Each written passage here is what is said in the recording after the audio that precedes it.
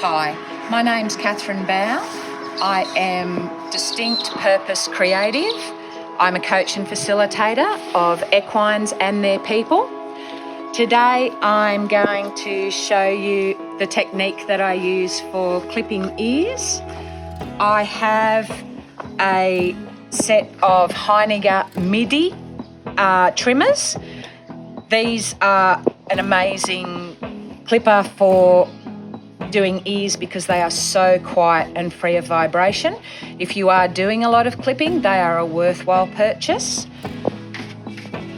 I will do the demonstration though with the Heiniger Sapphire horse, again to show you the versatility of this clipper as being able to clip the whole horse, including the ears, because it is still a very quiet operating machine. So when I'm going to clip the ears or clip around the ears on a horse, I have a technique that I've sort of adapted. It is a type of twitch in that it is targeting the large blood vessels in the front and the back of the ear by putting a consistent pressure over those vessels. I'm going to hopefully trick the horse's system into believing it has a blood loss injury, which is going to release some endorphins, which is going to help the horse relax. It's not about making the horse stay with me. I always allow the horse to move, and it's not about sort of force or inflicting pressure or discomfort. So I'm going to show you that technique today. As I do it, I keep an eye on the eye. The eye is going to tell me whether the horse is sort of distressed and worried about what I'm doing or whether he's calm and he's coping.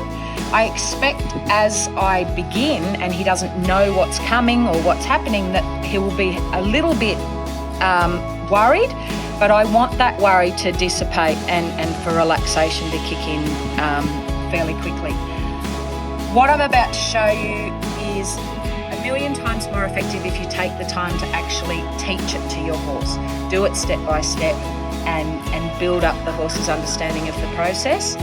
Invest that time and you will have horses that are very happy to have their ears clipped. Today I have Opie as my model and volunteer. I haven't clipped his ears before, but I believe he's going to be pretty cool because he's a pretty cool dude. But because I haven't taken the time to show him this process, there's going to be a little bit of, like I say, worry, but then hopefully he's going to relax into the process. So first thing I'm going to do is I am going to start the clipper and I'm just going to make a bit of an assessment as to the horse's level of concern. Okay, he clearly doesn't have a very high level of concern, which is great. If I was to come straight up and start to try and clip, it would likely cause tickling and vibration to run down the ear, which is going to straight away elicit a response of sort of moving away and not liking it. So I bring my hand up and I rub the front of the ear, and then I slide my thumb up into the middle of the ear, and this part of my palm is the part that I want to kind of squeeze that blood vessel that runs down the front of the ear.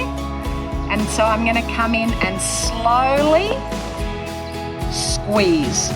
And as I slowly squeeze, I'm going to sort of flatten the ear. Now, Opie's coping very well with this. What usually happens as I'm coming in, here we go, is the horse will have an initial reaction of moving away. And I am always just ready to go with them while they do that and allow them to move. And then as I squeeze, I'm gently squeezing. I'll get to the point where I've sort of finished the squeeze and I'm looking at that eye to hopefully see a bit of a sort of softening around the eye. And that tells me there's a little bit of endorphin activity. So then I have the back of the ear free to clip. So I'm not going to clean this ear right out. I'm just going to make it nice and tidy and leave a little bit inside. I'm going to come down the outside.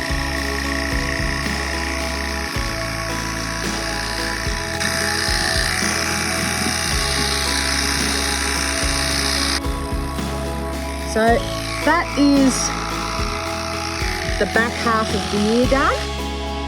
Then I'm going to release slowly, because if I let go straight away and that blood sort of rushes back, it can sort of make them a bit jumpy. Good boy. And then I'm going to do the same thing, but I'm going to come from behind with my other hand. So it does require a bit of dexterity. So I'm going to come up behind, thumb in the middle, bottom of my hand begins to squeeze and open the ear.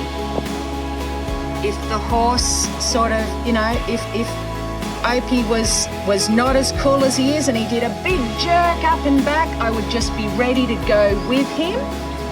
There he goes, he's doing a bit of up and down. I actually find horses will tend to drop their heads quickly rather than jerk them up when I do this. And I just go with the movement until now I have just finished the squeeze. So the squeeze comes on real slow. So I've just gotten to the sort of the bottom of the squeeze, and then I'm looking for that little bit of softening in the eye, which tells me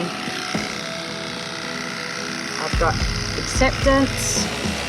And then I can come in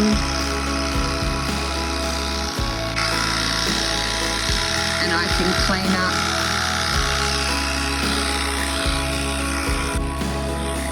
the front of the ear.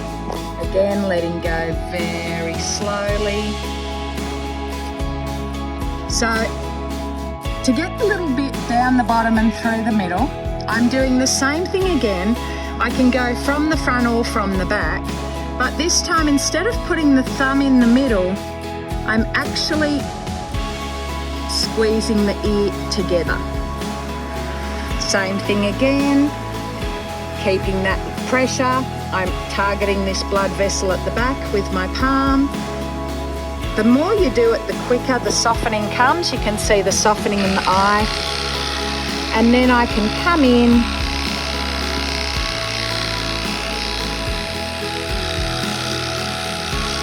and sort of fix up that little centre. And slowly with the squeeze, I was possibly a bit quick there. And you can see I've gotten all around the front of that ear. So we've got fuzziness here because Opie's about to actually have a full body clip. So it doesn't look quite right now, but it'll all come together very shortly. Oops, sorry Opie, and thank you. So that is the technique that I use. It's always done with calmness and acceptance to try and make clipping a positive experience for the horses. So it's sort of a twitching method in that we're interfering with blood flow. It gives you a point of security so that you can control where you go with the clippers. If you try and sort of hold a horse, say, any way and then work with clippers, if the horse is going to move or take a fright, you're bound to give them a little jag or a little stab with the blades. By using this technique, because when he moves, I go with him, I can very quickly get out of the way or stay with him or whatever I need to do, because I'm actually connected to him and we move together. The other thing that I think is helpful with this technique is you are closing off the bottom of the ear, which I think helps with the hair dropping in and the tickles. So I hope that was helpful for you, and happy clipping.